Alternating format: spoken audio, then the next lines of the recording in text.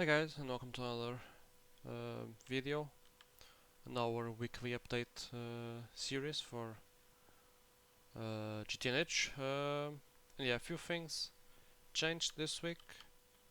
New lines, bunch of stuff, so let's get through it. I'll start from this side. So last week I added the component assembly line. So I did a few more things here since I'm working towards the bio circuits, and these are kind of a pain to get, so I added another advanced assembly line here. This is for the bio circuits, these ones. Yeah, I still need to do these two circuits. This also needs to be in the assembly line, but I'm still working towards that, so probably for the next episode we'll have those, unless I have to go down a rabbit hole that I'm not really seeing right now, but yeah, should be fine on that side. So in here I added two new BioVet configurations. Not really sure why they are not showing the actual fluid, but oh well. But they are working, so this first is for the seaweed broth, and this one here is for the biocatalyst medium, the raw one. And yeah, I was thinking of doing this with bees, but yeah, bees are a scam. Last time I did bees, and bees are not good at all. I'm going to say that right now. I don't think it's worth to do the bees. Last time I did the bees because I was just too lazy to do all of the extra setup to do this without the bees, but yeah, it's so much better to do the bees, to not do the bees and just do it without the bees. So yeah, I guess I can show the recipes first maybe. So yeah, we need to eat this, but yeah, for this I'm doing this recipe here, the second one. And I'm using the yeah for to craft this stuff. This is the main issue, let's say, for this. So we need seaweed, which is fine. We also oh wait, this is the QFT, not that one. Yeah, this is done in an extractor with a stack of seaweed. That's the why I have those two extractors there, and even then they are very slow and they are running at UHV, I'm pretty sure. So yeah, I'm doing this recipe for this one. Yeah, I'm doing this one. This, as you guys can see, this is yeah, it's just basically one bucket of seaweed broth to 64. If I do the bees, one comb per TCT seaweed, which by itself is not that bad. But yeah, this is more than double the time, and we only get one instead of 64. So it's not really good to use this recipe, I don't think. So yeah, I started using this. So yeah, this is bacterial vat. That's the one behind me is for. So this needs energium dust, which we get from the bees. The mithril we get from mining, and the seaweed, which we are getting from the fishing ports downstairs, which I'll show you guys in a bit. And the known, yeah, this is that chemical reactor there. Yeah, the meat extract is pretty simple. Salicylic acid we are getting. Down liquid was also another shitty thing with the bees. I was doing this recipe here. Well, I'm still doing it there in that fluid extractor. But then again, this is one of those which I don't think it's really worth it to do it through the bees. I think we just pump it from Barnard Sea. It's much easier. This takes such a long time, even with this running at UHV. I mean, it's not that bad, but it still takes a long time. Anyway, we get the nutrient agar from here. We send it there. And these ones are for, of course, the growth medium, the bio growth medium catalyst. So yeah, that's that. I also added two new circuit assemblers for the bioprocessors. So those are done already. And I upgraded most, of our circuit assembly lines to UHV, which, to be fair, is something that I should have done some time ago, but I've been a little bit too lazy with this. But that's fine. Oh yeah, the nanoforge. I think I said in the last episode, in the last video, that I was going to tear down our um, rocket fuel production, and it's gone. So instead of that, we just have our nanoforge here. This is tier 2. We have the upgrade. We have the neutronium nanite. I was going to craft the silver nanite so we could speed up our PCB factory, but we need redox. We need redox to get this, so we can't really do that yet. But soon we'll be able to. The power. Not sure if I had the second EHE here already, but this basically allows us to run our this set of turbines max speed, which is pretty good. I don't know why this has problems. I guess this bug is not really fixed. So just to remind you guys, I'm playing without maintenance. So yeah, the turbines shouldn't really get maintenance issues, but sometimes they do, randomly. Not really sure why. Maybe I should just replace the maintenance hatches.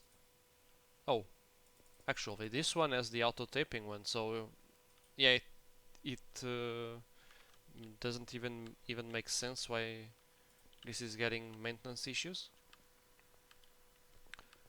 But let's move on. Here I don't think I did anything really.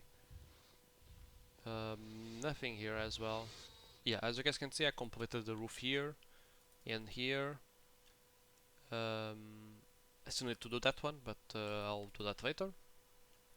And yeah, this building still needs to be done as well, but this is for the nano resins, which I guess I'll show you guys after. But first, I added and upgraded our monazite line. I also did a few upgrades on our basalt line, but not as much as our this line, I guess.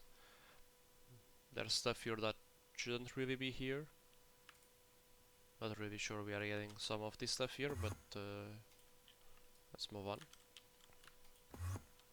Not here. Yeah, I upgraded most of the machines here to LUV. Some are running ZPM, some are running LUV. I actually had to downgrade this one because we were not able to keep up some of the machines, but it's not really an issue. I mean, we still get a bunch of stuff from here, so we are fine. But yeah, the part I added is this one here. It's a little bit disorganized. But yeah, this is for samarium. So we get the samarium ore concentrate, and the way we process this is this way with nitric acid. We got the muddy samarium rare earth solution. We go chuck this through the dissolution chamber. We got samarium rare earth mud. Again, dissolution chamber. We get diluted samarium. Then the chemical reactor with the oxalate. We get this. We process this again, chemical reactor. We process this through the mixer. And finally we electrolyze this to get samarium.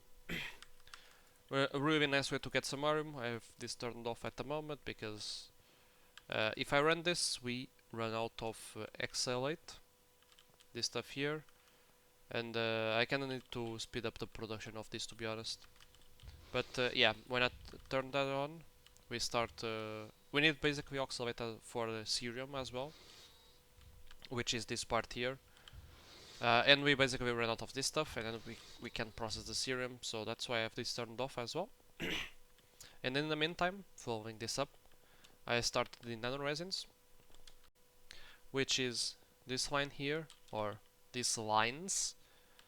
Setting this up is a little bit annoying, I'll say that outright, because we can't really have the chemical reactors work for every nanoresin, because there's 15 types of nanoresins. And yeah, the nanoresins we have here are for europium, which we don't really need, this was just me testing. Then we have samarium, we have ohmium and erbium. actually erbium and holmium. And the way this line works is it's a little bit difficult to understand at first, but I guess it's not really that hard. So I'll show you guys the samarium, for example. So we need to craft the extracting nanoresin. In this case, this is for samarium. So we get both of this stuff. We get this, and then we basically we process this with some kind of concentrate or solution. So in this case we can use the chloride concentrate, the rare earth concentrate, the enriched solution or the diluted solution. In the case of samarium, we can actually get this. We just run crushed samarium or the ore concentrate again through the digester with chlorine instead of nitric acid, and we get this.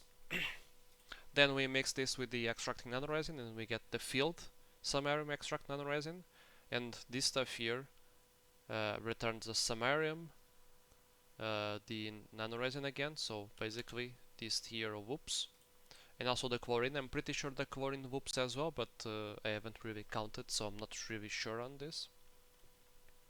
But yeah, after that we also get the coordinated rare earth concentrate, which basically we can do this cycle 3 more times. So we'll be doing this, then we'll be doing this one as well. So again this one, and we get the diluted, and finally we run again and we get waste liquid, which is pretty nice. But yeah, as I've said, samarium is a little bit of a different case because we can actually get the crushed. But for example, erbium, which is what I have here, if I go to this one, I have the erbium extracting another resin, and this one here, we can't really get erbium ore, so I don't think it even shows up. But basically, we can't really get this stuff. Yeah, as you guys can see, it doesn't show up. So yeah, we can't really do this, and yeah, this doesn't exist as well. So what we do in these cases is just use rare earths, and with the rare earths we can get the rare earth enriched solution directly. So basically by doing it this way we skip 2 steps, but it's fine really, because this is pretty easy to get and it's very fast. And yeah, with this we can get our erbium solution and we go directly to the diluted solution. So we just get 2 steps instead of getting 4 steps with the ore or with the concentrate. But this is not really an issue because we get a bunch of this stuff. This is pretty fast. We can get thousands in a very short amount of time. So I had like 2000 erbium before I ran this. This was running for like uh, let's say 4 or 5 hours, maybe even less, and we got 36,000, which is pretty nice. I also got a bunch of holmium, but the most ridiculous one I feel was the samarium. I ran the samarium more than the other ones because I have a lot of ore, and also we do this step 4 times, which is what these 4 LCRs are here. As you guys can see, the other ones only have 2. This one has 2. This one has 2 as well. This one has 4. That's because for the holmium we'll be able to get holmium ore later on, but right now we don't really, so yeah, those are just placeholders for now. But yeah, for the samarium, I ran the samarium a lot of time and we got like this much, which is pretty ridiculous in my opinion. But yeah, this electrolyzer is for the waste fluid, or this distillation tower is for the waste fluid. This electrolyzer is the one that processes the field extracting nanoresins. The fluid solidifier I'm using to solidify the erbium and the holmium so we can get the dusts. That's why I have this macerator here. Most of this stuff we need in dust forms instead of ingots or fluids. So yeah, I made sure to macerate them before sending them into our mainnet. Oh, and just remembering, I forgot. Actually, yeah, I forgot something here. in our bio thingy. I placed our fishing ports really down here, which is, I realized after building them that this was a very bad idea. So yeah, I'll have to move them. I'd say pretty soon, but I'll probably just procrastinate on this and end up not doing this or taking a long time to do this. But this is one of those things that when I noticed that this was here and this wasn't really going to work out, I should have moved them immediately. But yeah, I didn't really feel like it, to be honest. That's why I didn't really do it. And it just made the cabling of that area a pain, let's say. But yeah, for nanoresins, that's it. We have 15 possible nanoresins we can do. I just have 4 of them. If I feel like I'll need one of them in a very large amount, I can simply add it here. But yeah, besides that, not really. I don't feel like this will be very useful. Most of the stuff I think we can get through Space Elevator and other methods. And yeah, not really sure if this will be useful or not, but we have it. Also, since I'm here, I guess I can mention that I'll probably use this area here for the Kevlar line. Honestly, I should have made the Kevlar line already, but it's a very long line, and I don't really feel like spending too much time on it. I really want to move on to UHV and UEV. I'm not really sure if I'm the only one, but I really start to get bored when I'm in the same tier for a long time.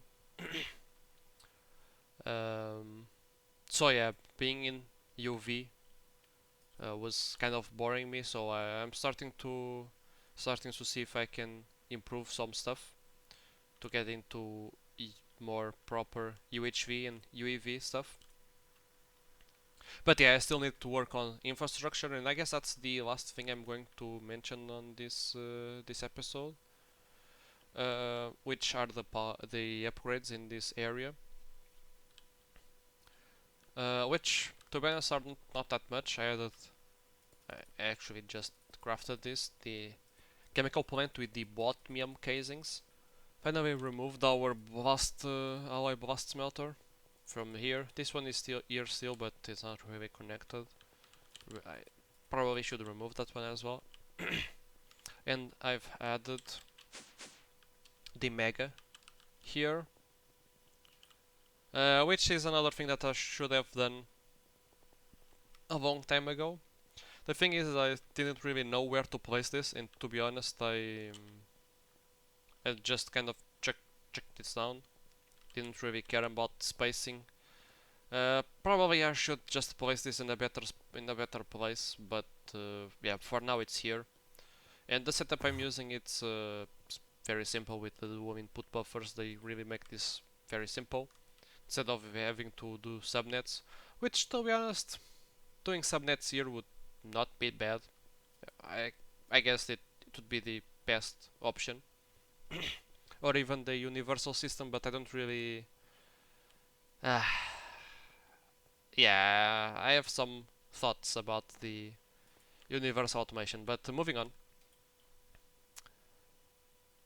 Yeah, I also changed all of the ingots. The recipes I add them going to the fluid solidifier directly. I changed them all to give the dusts, and I created cells for each of the dusts. And finally, I guess this was here last week, was it not? I added the Mark III compact finally, so it's here now. I actually need to add a few more energy hatches and also give them energy. These ones here are just for the energy capacity that some recipes need, but the energy is all provided at the top here and also at the bottom. But yeah, some recipes require more energy than what we can provide, I'm pretty sure. I don't think we can do organescent with this setup right now. So what I'm going to do is I need to get some transformers on this side so we can power these ones as well. And yeah, this is also my next big project because to get the mutated living soldier that we need for the UEV circuits. For the rest of the base, no new changes. I'm also working, of course, towards the space elevator. Completely forgot to mention. And also for the ultimate battery, the capacitor, I mean, this one here.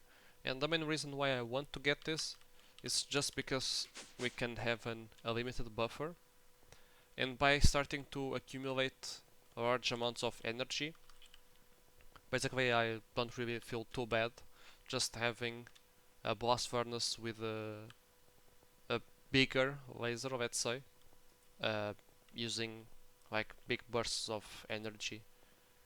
Because yeah, that way I don't really need to worry if my capacitor bank is like uh, almost empty and I start a big craft and I don't notice that our capacitor is almost empty and then I power fail my base. That would not be cool. So yeah, that will be very useful as well.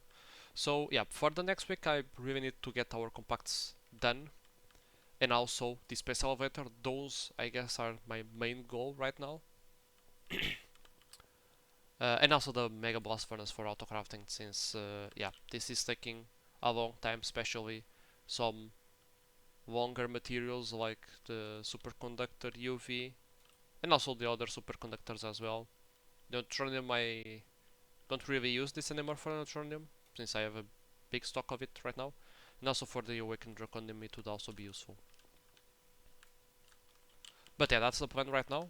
I hope you guys have enjoyed this video and hope to see you guys next time. Bye bye.